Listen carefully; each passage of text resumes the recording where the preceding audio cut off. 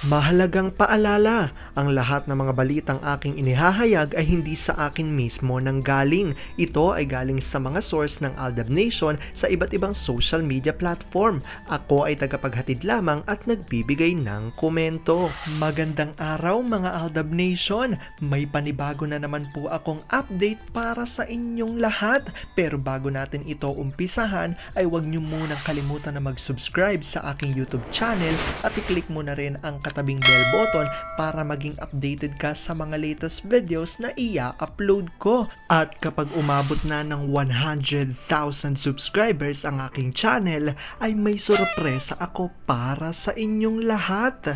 Alam kong excited na kayo, kaya naman ngayon, umpisahan na natin ang ating kwentuhan. Ang pag-uusapan natin ngayong araw na ito kung saan Jennifer bantay sarado raw ang di umano'y peking main sa show.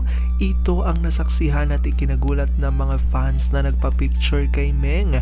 Ang tanong tuloy ng ilan, totoong main nga ba o peke ang bantay sarado ng mga staff sa studio?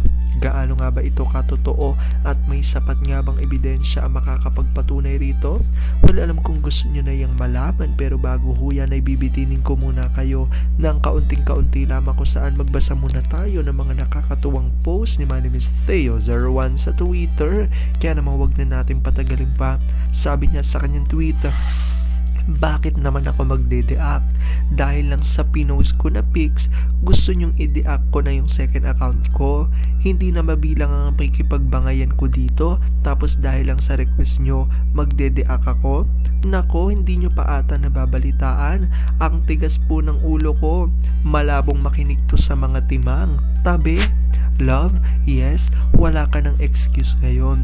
Baka maalimpungatan tong maliit. Next time na lang, hindi ko nabibilin ang ganyang excuses. Dali na. Akala mo naman isang taong hindi nakaano. Puro ka na lang mga bata, nasa ibang room naman sila. Paano si baby? Kahit magising siya, wala pa yang malay. Sira ka talaga. Love, buntis pala si Yanyan, no? Oo nga.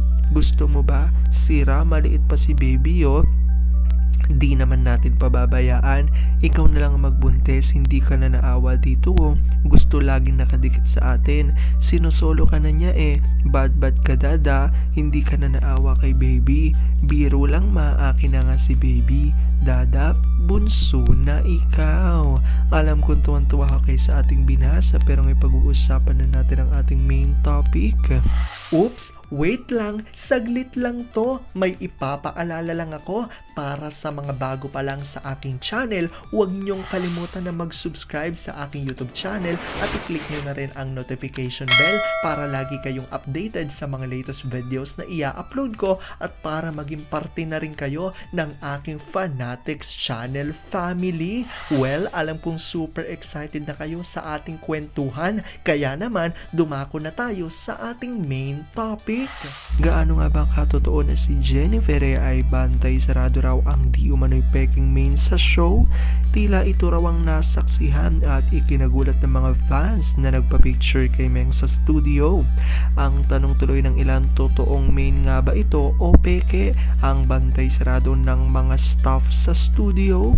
Gaano ito katotoo at may sapat nga bang ebidensya makakapagpatunay rito?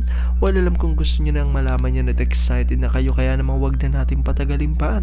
Una-una na nga dyan galing sa tweet ni Vampire 2019 at sabi niya nito, kung talagang kampante ang ZGOC sa kanilang kadramahan, bakit trigger agad sila kung may nagawa or may naipakita si Alden na hindi alinsunod sa kagustuhan nila?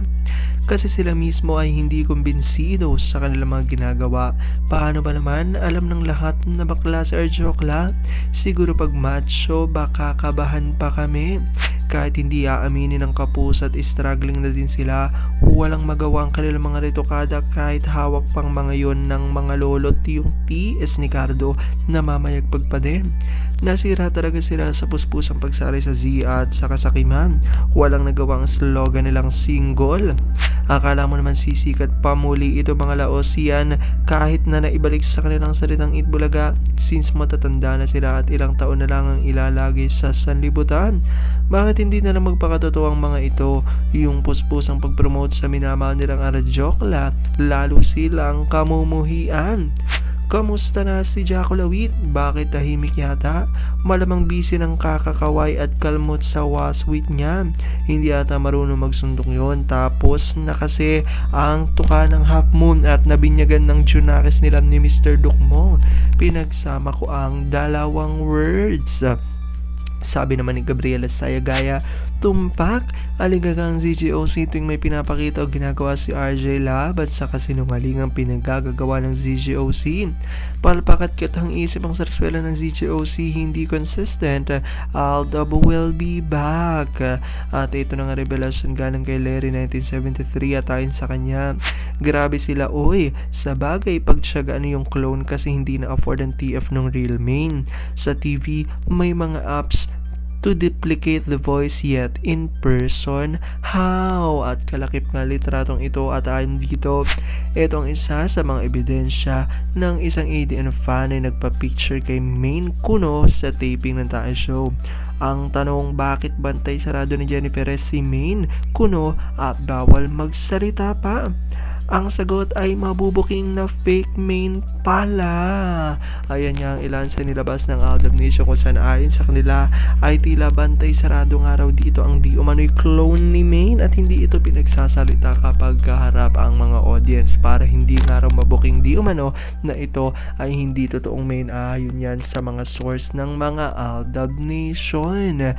Alam ko dahil dito marami sa inyo ay malalo pa rin kumakapit at naninindigan na Aldab Nature is real. Pero sabi nga natin na kahit na ano pa man na magdesisyon ni na Alden at Main sa kanilang buhay, karera at buhay pag-ibig, kailangan natin silang supportan, kailangan natin itong tanggapin ng buong buo dahil yun ang kanilang deserve. At yan ang aking update for today's video.